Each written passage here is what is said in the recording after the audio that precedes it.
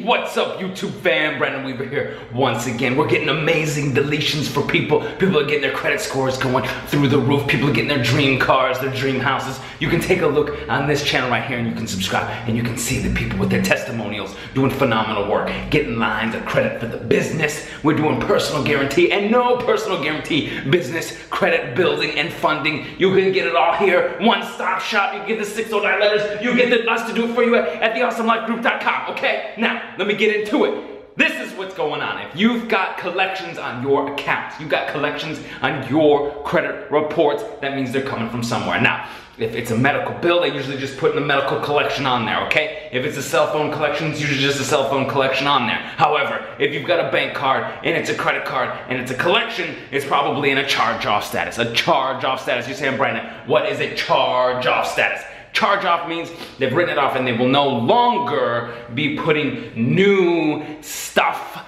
like interest onto it, late fees. They can't put any more late payments on your report. They've charged it off. Now, the statute of limitation starts right then and there, right?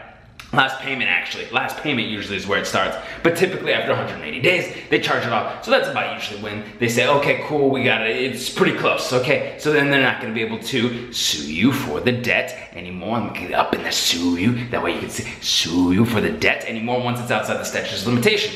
Charge-offs usually go to collections, and now it's on your report twice, okay? So you got the collection, you got the charge-off. Now, if you have a collection, that isn't from a charge-off status of something, that means it's probably just in collections and you don't have two accounts. If you don't have the two accounts, your credit score won't get hit as badly. So, this individual, I was asked, we're going back and forth on the email. I said, hey, they said they got one account. I said, where's it from? This is what I want to know. Is it from a situation where it's just a medical bill or cell phone bill or something? All sorts of different collections out there. But the main thing is if you had a trade line of credit, then it was charged off, then it goes to collection, that means you have two. So, always make sure that you know you're disputing all your negative items. Some individuals think, oh, I got all these collections, I don't have to worry about this charge-offs, they're just gonna come off, or they're gonna fall off as I dispute them. No, no, no. You're gonna have to dispute everything. Everything. All right, now, got a question here. A little bit longer, so I'm gonna make it quick. Hi, Brandon. I watch your YouTube videos. Thank you very much, and thank you all for watching this. If you get a chance, give me a thumbs up, subscribe, like, comment, and share. Helps me keep doing what I'm doing, and everybody keeps learning what they're learning. My credit score was a 700 in FICO, and 700 FICO, and now it's dropped to about 630 FICO because an auto loan company made the mistake and sent my credit bureau a report saying that I was 30 days late on a vehicle payment. They said they will send it in and try and get this response proper from them, and hopefully it will come off. Hopefully isn't enough, this person says. Exactly, they made a mistake. And this is gonna cost you, here's the thing, these damages, restitution is what you need, okay? This is not acceptable. And you tell them that. You say, look, you damaged my credit. This could cost me thousands and thousands and thousands of dollars in interest, in a home loan, in a new car. I know you're trying to lease a new car. You can't necessarily get a lease, can't get the job that you need, can't do this, can't do that. So you haul their butts down to court, seriously. I mean, if they don't want to play games, if they don't want to play ball, and they want to play games, okay? They want to act like they're too hot, right? They're too hot to handle, right? That they want them, they're superstars. They're like, well, hopefully the prima donna stuff. No, they're gonna knock this out. You're gonna report them to all the people that you need to report, and you dispute this stuff, and then you haul their butts down to court and you talk to a consumer protection lawyer for free. Get a free consultation. Hey, what's up, man? I need these people in court because you need damages and you seek damages. That will mess you up financially, and that's unacceptable. Now, you also say you have 4 collections on there as well. I only have about 4 collections. I need to lease a car as soon as possible. I need the collections off and the score back up. All right. What program do you say that is the fastest way to bump up your score? Okay, look, you've got to get this quickly, and what I would say is most people want to get it done quickly. You would probably want to look at disputing very quickly with the credit bureaus, sending them, you know, certified mail, potentially sending them priority as well. certified and priority. That's what I did. When I needed stuff done faster, I got them to them faster. I'd get it to them in like 2 days, 3 days, whatever it took, okay? I was fortunate, I was able to do that a couple of times. It helped, okay? Send the letters directly to the collectors as well. And then just go ahead and send in reports too, to the CFPB and Better Business Bureau and that kind of stuff. Right away, boom, boom. Send it, send it, send it. Then, what you're gonna do is you're gonna put some trade lines on there, AUs, boost your score up, get some collections off, bam, it'll be back where you need to be, and you're gonna get your car. You're gonna be able to lease your dream car, or at least a car that'll get you to your dream car, okay? So, if you have questions and concerns and need help finding some trade lines, you just shoot me an email, guys. Shoot me an email about your trade lines, put some comments below if you need some help, all right? Now, let me get back to it. I have an individual here who is talking about collections again. It's a medical bill collection, so it should just be one collection on there. Mr. Williams says, enjoyed your videos, and I just have questions I wanted to answer. Okay, wasn't sure about some of the stuff that I put on the videos, so just had a question here, all right? I went to the doctors years ago and they finally sent me letters, and I spoke to them on the phone, made a payment plan, and been paying since 2016. I'm still not halfway through the payment, I'm assuming. Is it too late for me? Too late for what? Too late to remove the collection account? Hell no, man! You can remove that collection account today! You need to send in your letters, you're gonna dispute that stuff, alright? Dispute that stuff. People will get worried, they think, oh, I started paying and it's been so long, and this and that, and this and that. No! Save it. Save the drama for your mama. I'm just kidding. It is totally fine and acceptable. Things happen. People get into situations where they start doing that kind of stuff, paying or whatever. It doesn't constitute verification, validation, or anything of the sort.